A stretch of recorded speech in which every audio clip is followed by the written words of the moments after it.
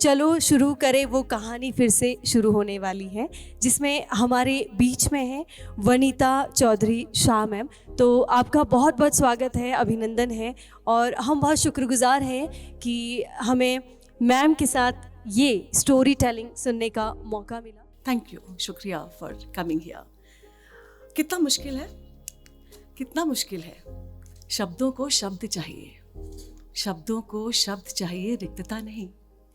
जैसे दरियाओं को चाहिए पानी, जैसे दरियाओं को चाहिए पानी, बादलों को चाहिए दरियाओं और समंदरों से पानी। जैसे फैलती हुई आग को थोड़ी और आग, वैसे ही चाहिए मुझे और आपको भी शायद। प्यार के बदले बस मुट्ठी भर प्यार, कितना मुश्किल है। So when we were discussing this session and we were going back and forth, and I was wondering what should I be sharing here, I only thought that a piece of heart to reach all the hearts who are sitting here. I wasn't sure, क्योंकि मुझे कहानियाँ कहनी नहीं आती। और आप कहेंगे आप कर क्या रही हैं यहाँ? कहानियाँ कहने का ढंग नहीं है मुझको। मेरी कहानियाँ जैसे पहाड़ों की बारिश, कहीं से शुरू कहीं पे ख़त्म, कोनों से मुड़ी तुड़ी, टूटी फूटी, कहीं पर जुड़ी और कहीं पर बिखर गई। कोशिश करती हूँ, इकट्ठा करती हूँ, पर वो फिर बिखर जाती हैं। पर इस उम्मीद से कि कहीं ना कहीं कोई सिरा कोई पकड़ेगा और उस कहानी को आगे ले जाएगा। सो कहानियाँ कहने का ढंग नहीं है मुझको, जैसे मैंने कहा, उसे भी नहीं था। कहानियाँ कहने का ढंग वो कविताओं में बातें करती थी। Let's call her P for today. नामों के दायरों में बांधना नहीं चाहती, बिकॉज आपके दिल में जो नाम आए आप दे दीजिएगा। Let's call her P. She spoke to herself and the willows when bending over the lake, the ducks, the conifers, the pines, the wild daisies and the prayer flags. A girl who lived between two worlds. कितना मुश्किल है। वो अक्सर सोचती, कौन हूँ, क्या हूँ, जाने किस राह गुज़र में हूँ। वो अक्सर सोचती, कौन हूँ, क्या हूँ, जाने किस राह गुज़र में हूँ। कभी लगती हूँ एक जुगनू सी, कभी लगती हूँ एक जुगनू सी, जब डूब कर चमकती हूँ दर्द के अंधेरों में। ढूंढ ही लेती हूँ अपना रास्ता, ढूंढ ही लेती हूँ अपना रास्ता, करती हूँ रोशन खुद को खुद की ही रोशनी से। कभी लगती हूँ एक सीप सी, इंतज़ार में उस एक ओस के बूंद की, मिटाकर खुद को उगाती हूँ फिर मोती नए। कभी समुद्री बयार सी, झुकी भरी पानी के भार से, बरसती हूँ ऊसर ज़मीन पर नई जिंदगी के पनपने की आस में। कभी लगती हूँ रेगिस्तानी हवा के गुबार से, रेतीली रूखी सांसों में चुभती, ठिठकती थमती, न जाने क्या ढूंढती, कौन हूँ। And the more she thought, the more she questioned. So there were endless questions for which she wanted answers. And you know, answers don't come easy. वो सोचती और वो पूछती, क्या रास्ते भी भटकते होंगे अपनी राह से? क्या रास्ते भी भटकते होंगे अपनी राह से? क्या मंजिलें भी हो जाती होंगी गुम अपनी मंजिलों पर पहुंचने से पहले? क्या पानी भी डरता होगा? क्या पानी भी डरता होगा गीला होने से? क्या बर्फ भी ठिठुरती होगी ठंड से? क्या हवा भी चलती होगी संभल संभल कर पहाड़ों पर? और पहाड़ तो इतने बड़े हैं, अपनी जगहों से हिलते नहीं हैं। और क्या पहाड़ भी डरते होंगे अपनी ऊंचाइयों से? क्या सागर भी सहमता होगा झांकने से अपनी गहराइयों में। क्या करती होंगी बातें परछाइयां भी अपनी परछाइयों से। और इस पूछने, सोचने और जानने के बीच बहुत कुछ बदल रहा था, जो नियम है प्रकृति का। वो ऐसा ही शायद एक ऑटम का टाइम था, और पहाड़ों में autumn in the hills, it's beautiful, it's a visual treat, you know, the flaming oranges, the green which is soon going to bid adieu and then turn to white. The blustery breeze made her wrap her stole tightly around her. Oh, how she loved soaking in the vivid hues of nature as they changed over time. From green to blue to flaming oranges, waiting for the white to cover them soon. And it was one of those flaming autumn evenings when they met, fighting over a book. Yes, fighting over a book. What a way to meet, you'll say. Perils of living in a small hill town, he scoffed. झुंझलाहट से उसने बोला, एक छोटे पहाड़ी शहर में रहने की परेशानियां. Yes, she said, the pain visible in her voice. This is a book that I have waited so long to read. Was it her eyes? Her voice? Or both? We would never know. We शायद ये कभी जान नहीं पाया कि वो उसकी आंखें थी या उसकी आवाज़ which caught his attention. वो एक छोटा सा पहाड़ी शहर था, और उस छोटे से पहाड़ी शहर में एक कंपैरेटिवली बहुत बड़ी किताबों की दुकान थी. When you compare, you know, the sizes look larger, even if, or both of them are small. So उस छोटे से पहाड़ी शहर में एक बड़ी सी किताबों की दुकान, जहाँ मिलती थी ढेर सारी किताबें, और उन किताबों के बीच वो book store uncle, yes book store uncle, जिन्होंने पढ़ रखी थी सारी की सारी किताबें. एटलीस्ट पी को ऐसा लगता था. पी को बचपन से ऐसा ही लगता था कि वो अंकल जितनी किताबें आती थी उनको बेचने से पहले पढ़ लेते थे, और वो बहुत बहुत envious, she used to be very very envious of that book store uncle. और ये बुक स्टोर पी का सबसे पसंदीदा जगह था. हर रेक्लूज उस छोटे से शहर में ताल के किनारे या पहाड़ों पे टिबेटन मोनास्ट्री के पास या लेंजेन तक जाने के अलावा उसको इस किताब घर में, इस बुक स्टोर में समय बिताना अच्छा लगता था. यहाँ पर न जाने उसके लिए कितनी नई दुनियाओं के पोर्टल्स खुल जाते थे. उसे किसी से बात करने की ज़रूरत नहीं पड़ती थी. वो जिनसे बात करती थी वो लोगों के लिए एग्जिस्ट नहीं करते थे, पर they existed for P, and that is how her world was. उस बुक स्टोर में उसे सब कुछ मिलता, पर कुछ किताबें ऑर्डर करने पे आती थी. जैसे मैंने कहा, वो था एक छोटा सा पहाड़ी शहर. आती थी आराम से पहाड़ी घुमावदार रास्तों में, 1-2 हफ्ते में पहुंच जाती थी. So this was one of the books. You know, fair enough. So both of them left the store that day, P with the book, we without one. But both of them carried with them something. They carried koinoyoken. एक बहुत खूबसूरत सा Japanese phrase है जिसका मतलब उतना ही खूबसूरत है. It is that extraordinary sense upon meeting someone which tells you that you're going to fall in love one day. So that is what they carried with them. Koinoyoken. P wasn't comfortable with this feeling. She wanted to shrug off that feeling and wished she had not gone to town that day. उसे लगा क्यों उसने वो दिन चुना town जाने के लिए. कोई और दिन होता तो बेहतर था. पर आपके कंट्रोल में कुछ नहीं होता है ना, हमें लगता है. But the universe has amazing plans that we are not aware of.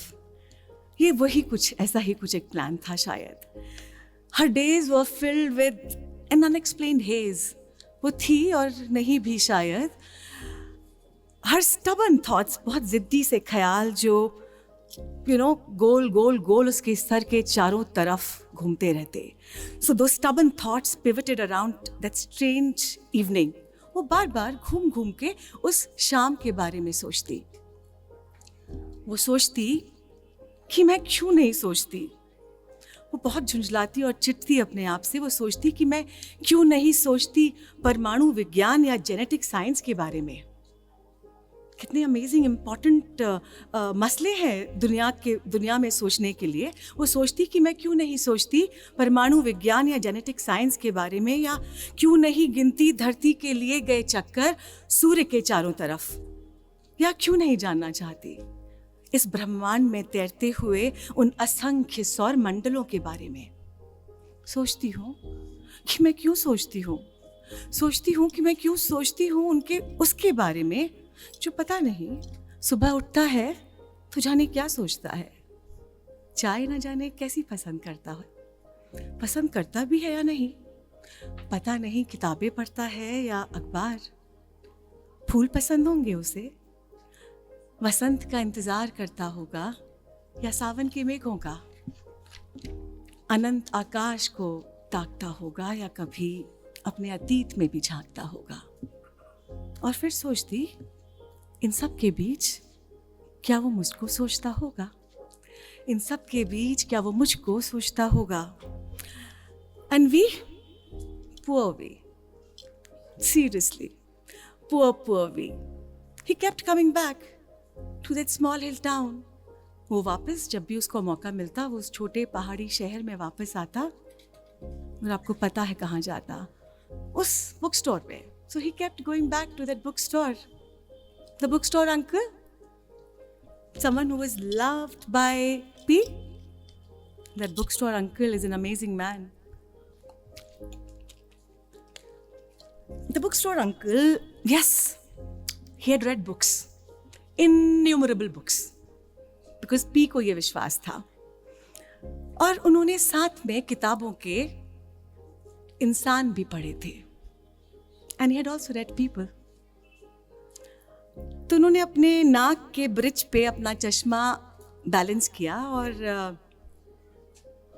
उस लड़के को, जो कि जाने कितने 100 चक्कर लगा चुका था उनके बुक स्टोर के, मुस्कुराते हुए बोला, new books every Friday my boy, new books every Friday.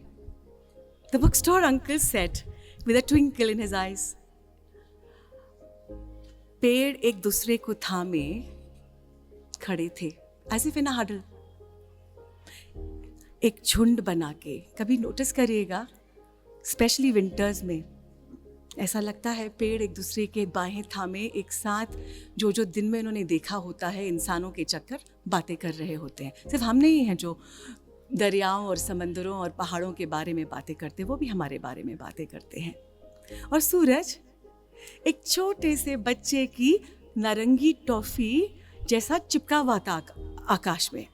Just like a nice orange icicle, it was hanging there from the sky. हवा कुछ ज़्यादा ही जोश में थी. Savage.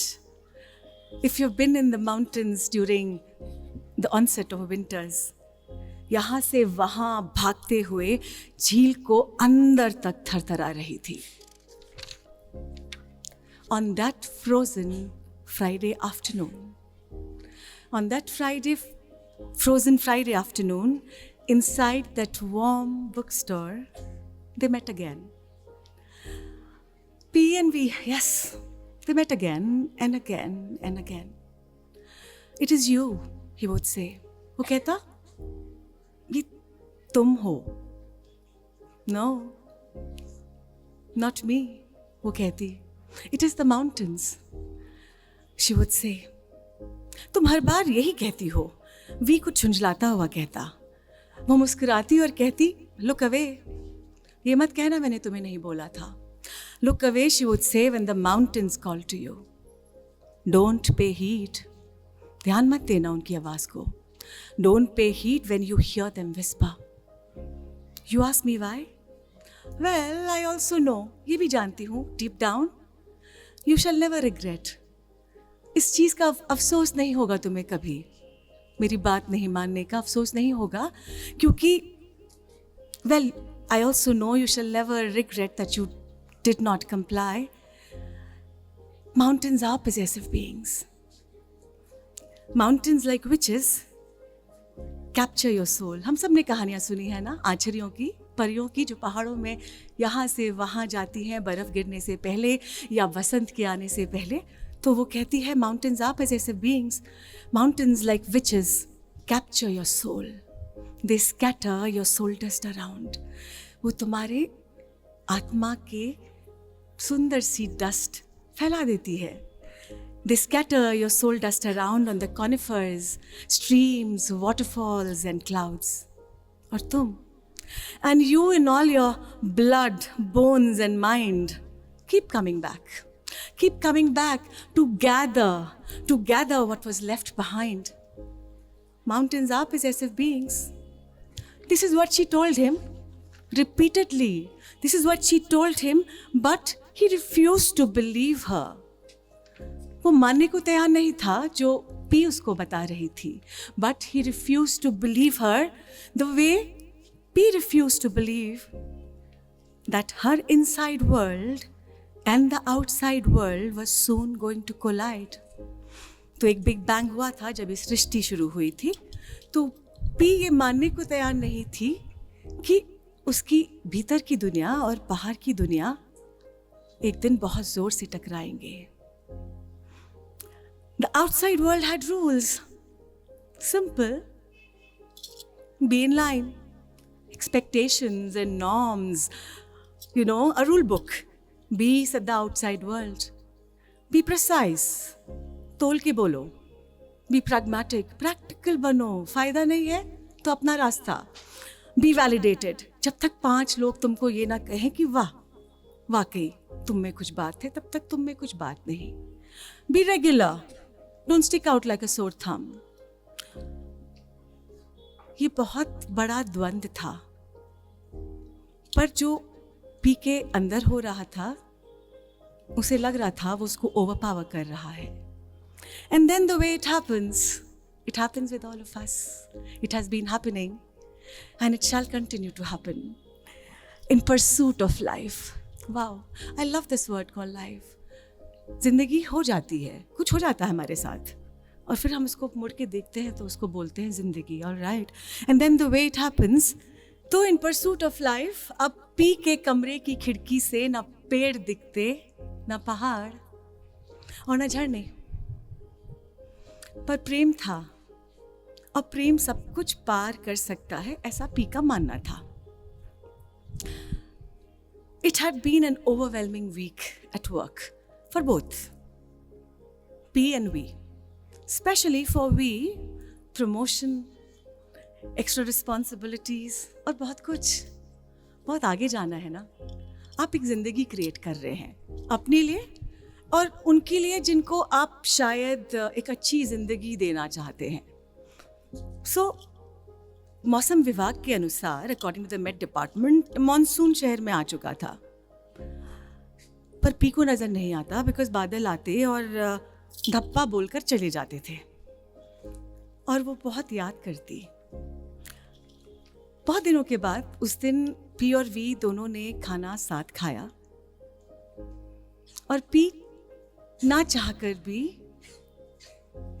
पूछ पड़ी, जैसे कि वो हमेशा पूछती थी, तू किस शहर में रहता है आशना मेरे, तू किस शहर में रहता है आशना मेरे, जहाँ शाम दबे पांव आकर लौट चलती है.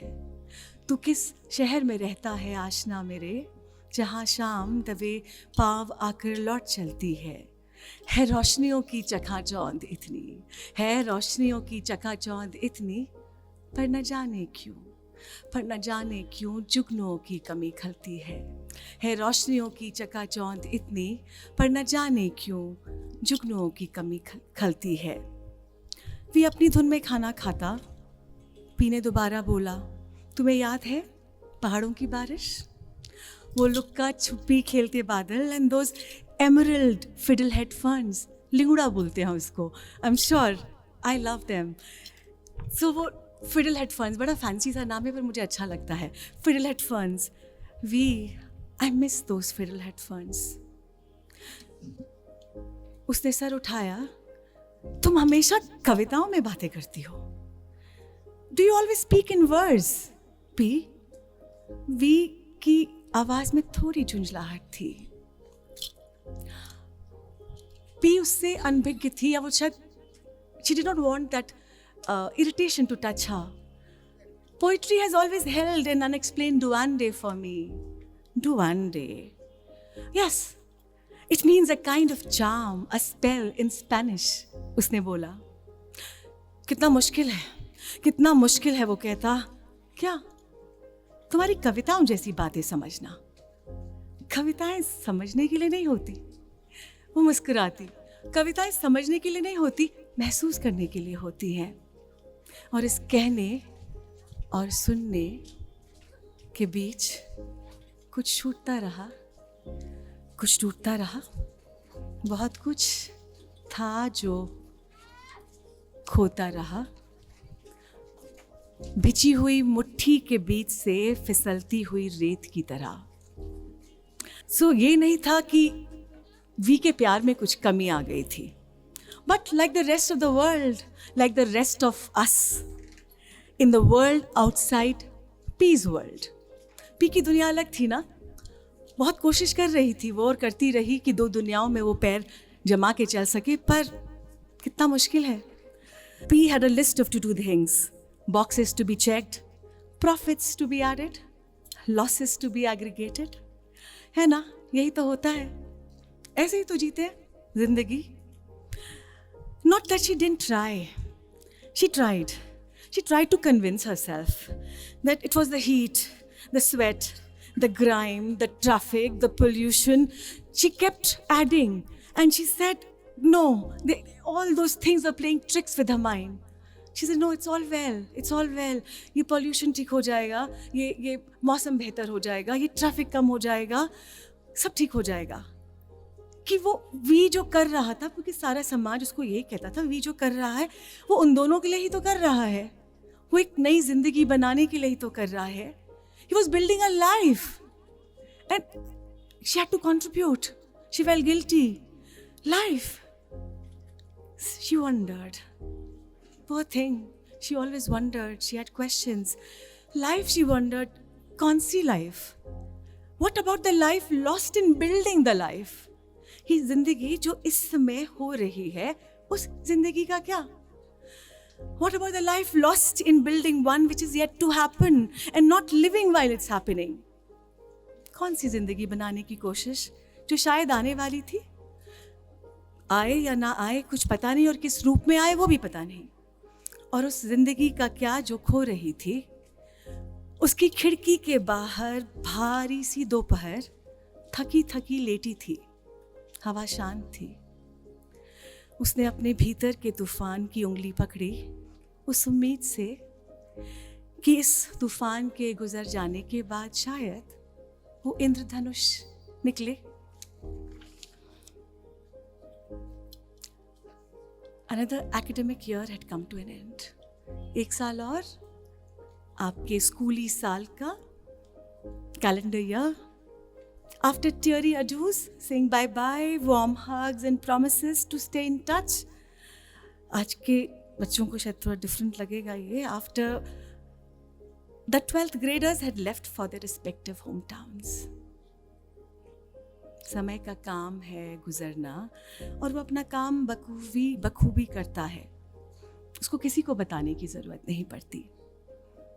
P was lost in her thoughts when the phone rang, bringing her back to the reality. It was the bookstore uncle again. याद है bookstore uncle? शुक्रिया याद रखने के लिए. 2 साल गुजर गए थे. जैसे मैंने कहा, समय का काम है गुजरना, और वो बहुत सिंसियर है, इंटीग्रिटी में रहता है और काम करता है. 2 साल गुजर गए थे उस दिन से जिस दिन से वो कारगोदाम रेलवे स्टेशन पर उतरी थी. Bookstore uncle wanted her to come and look at the new collection of books and stationery that had arrived. P was looking forward to this break. उसे बच्चे अच्छे लगते थे, उसे पढ़ाना अच्छा लगता था, वो थ्राइव करती थी जब उसके दिल की बात दूसरे हजारों दिलों तक पहुंचती थी. She loved igniting others with the fire that was burning inside her. That is what empowered her and that is what she wanted to do to others. तो उसको बहुत इंतज़ार था ये लंबे से ब्रेक का, पर एक अनजानी सी बेचैनी उसको चारों तरफ से घेर रही थी. An unexplained distress. कभी कभी होता है ना कोई एहसास जो शायद आपको लगता है कहीं बहुत गहरे आपने काल कोठरी में दबा के दफन कर दिया था, वो किस रूप में बाहर आता है, आप you can not put your finger on that. उसने अलमारी से अपनी पुरानी नोटबुक निकाली और कुछ लिखने लगी. She read and reread.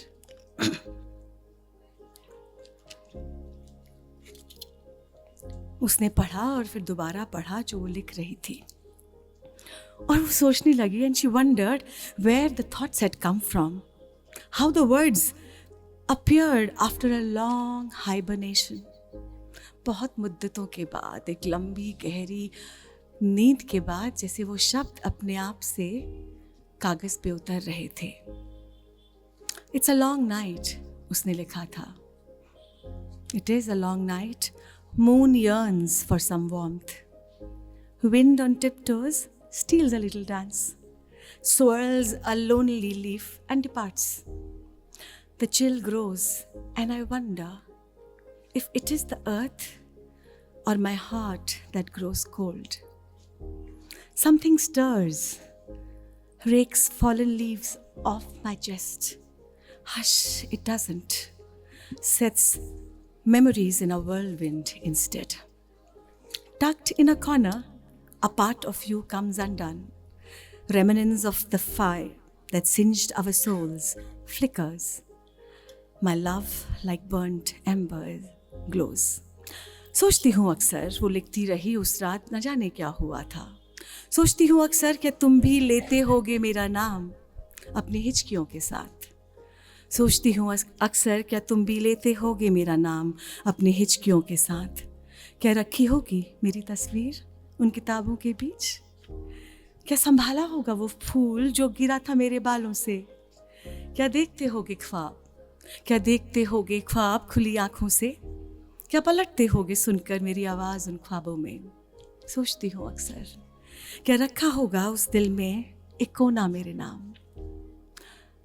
P woke up to the sweet smell of cinnamon and coffee, her favorite go-to drink. तो वो उठी सुबह और उसको बहुत खूबसूरत सी सिनेमन और कॉफ़ी की महक उसको आई. शरयू, उसकी lifeline. Sharayu had lovingly kept a cup of steaming hot coffee on her bedside. It was going to be a cold day with a dash of sunshine. As she was getting ready, you remember the bookstore uncle? That was the date she was going to have with him today. जैसे वो तैयार हो रही थी, she caught her reflection in the mirror and a smile escaped from the corner of her mouth. उसने पहली बार अपने आप को मुस्कुराते हुए देखा था और नोटिस किया उसकी कैंजा ने उसके लिए खूबसूरत सा नाक फूल लाया था हैदराबाद से. एक बहुत ब्यूटीफुल सा नोज पिन जो जिद करके पहना दिया था. कैंजा से वो बहुत, कैंजा इज़ योर मदर्स सिस्टर. उसने and she got ready.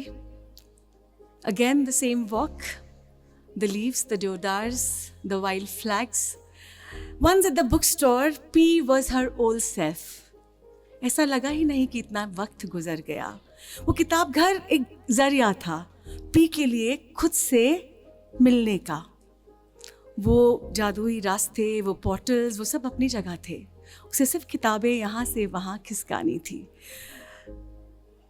काजल लगाने लगी हो? P heard someone say. She was the only one who had been in that store. और कोई नहीं था उस किताब घर में उस समय तक. Uncle had gone into that little kitchenette at the back of the shop to make some coffee for himself and for P. Was she hallucinating? रात भर लिखते लिखते शायद ऐसा ही कुछ हो जाता है. तो क्या वो was she imagining? She turned around to stare into a pair of eyes fixed on her. स्याह अंधेरी रात उतार ली थी आंखों में मैंने. स्याह अंधेरी रात उतार ली थी आंखों में मैंने. तुम जब कहकर गए थे अलविदा वो आखिरी बार. स्याह अंधेरी रात उतार ली थी आंखों में मैंने. तुम जब कहकर गए थे अलविदा वो आखिरी बार. काजल लगाने लगी हो, काजल लगाने लगी हो, हंसकर पूछा था तुमने मुझसे आज. काजल लगाने लगी हो, हंसकर पूछा था तुमने मुझसे आज. आज जब मिले थे अचानक बरसों बाद. This story doesn't end here. ये कहानी रुक नहीं सकती because the story is still being written. ये कहानी जो आप लोग हैं और ये पेड़, ये पहाड़ और ये झरने जिन तक पहुंचनी है पहुंचेगी, ये मेरा मानना है. कितने वी और कितने वी दोहराएंगे इस कहानी को, जिएंगे, सुनेंगे और फिर एक नई कहानी लिखी जाएगी. कुछ लौट पाएंगे, कुछ नहीं, पर इतना जान लीजिए कि ये पहाड़ कहीं नहीं जाएंगे, क्योंकि पहाड़ों पर हमको ही आना होगा वापस. उन इमोशंस, उन भावनाओं से मिलने जो शायद इन पहाड़ों पे ही उगे थे कभी. मैंने कहीं सुना था, एक बहुत खैर खलील जिब्रन कहते हैं द रिवर शडर्स, तो वैसा ही कहीं जब वो बहती है और समुद्र से मिलने से पहले वो बहुत डरती है. ऐसा ही कुछ कहीं सुना था पहाड़ों में, पहाड़ी नदियों और बेटियों के बारे में, लड़कियों के बारे में, कि एक बार जब वो निकलती है पहाड़ों से तो वापस आना नहीं होता उनका. बहुत मुश्किल है. नदियों की नियति, प्रकृति है बहना, उनका काम है और हमें उन्हें करने देना होगा. वो नदियों की नियति है, प्रकृति है बहना, और पर लड़कियां तो आ सकती है ना वापस अपने हिस्से के पहाड़ को जीवंत रखने के लिए और वो प्रेम देने के लिए. बहुत बहुत शुक्रिया. आशा करती हूँ जो कहा आपने सुना. मैं सभी ऑडियंस की तरफ से पूछना चाहूँगी कि जब हम स्टोरी टेलिंग करते हैं तो स्टोरी टेलिंग करते समय सबसे बड़ी जिम्मेदारी रहती है कि हम उन किरदार को हूबहू वैसे ही, जो हमारे दर्शक हैं या सुनने वाले हैं, उनको हूबहू वैसे ही इमेजिन करवा लें. तो आपने जो पी और वी की कहानी कही, तो ये कितना चैलेंजिंग रहता है और इसमें हमें क्या क्या चीज़ें हम ध्यान दे सकते हैं कि हम इस चीज़ को और बेहतर बना सकें. रश्मि, मैं जैसे मैंने शुरुआत में कहा, जब लिख रहे होते हैं, जब शब्दों में जब ये पब्लिश होती है तो नाम देना ज़रूरत बन जाता है. पर जब हम सुना रहे होते हैं और ऐसे कम्युनिटी में बैठ के, मुझे लगता है कि मैं उनको दायरों में नहीं बांधना चाहती. वो कैरेक्टर्स, आई एम श्योर आपके दिल और दिमाग में आप उसको किसी के साथ एसोसिएट करना चाहें तो मैं आपको वो आज़ादी देना चाहती हूँ. As a writer, as a storyteller, I want, that is what I said, when I want to be empowered, and I empower you when I allow you to be, and add your colors, add your heart song to my song. That is what it is. So इसलिए मैंने उनको PV, आपके दिमाग में M और R या जो भी रहे वो हो सकते हैं. शुक्रिया मैम. और जो आपने एक लाइन कही थी कि सोचती हूँ अक्सर क्या तुम भी लेते होगे मेरा नाम, कि सोचती हूँ अक्सर क्या तुम भी लेते होगे मेरा नाम अपनी हिचकियों के साथ. तो आपने ना अपनी जो भी स्टोरी टेलिंग इसमें पहाड़ का जो टच दिया था ना, चाहे वो कैंचा हो, चाहे वो सब्जी का नाम हो, चाहे अपनी हिचकियों का, तो वो बहुत ही मार्मिक था. और बहुत बहुत शुक्रिया अगेन आपको कि आपने ये इतनी खूबसूरत तरीके से स्टोरी कही और सच में आप जादू बिखेरती हैं. शुक्रिया. आप बहुत बहुत बहुत बहुत धन्यवाद for being such kind listeners. Thank you, and I hope, as I said, I was able to touch a part somewhere, and I hope I was able to ignite that light.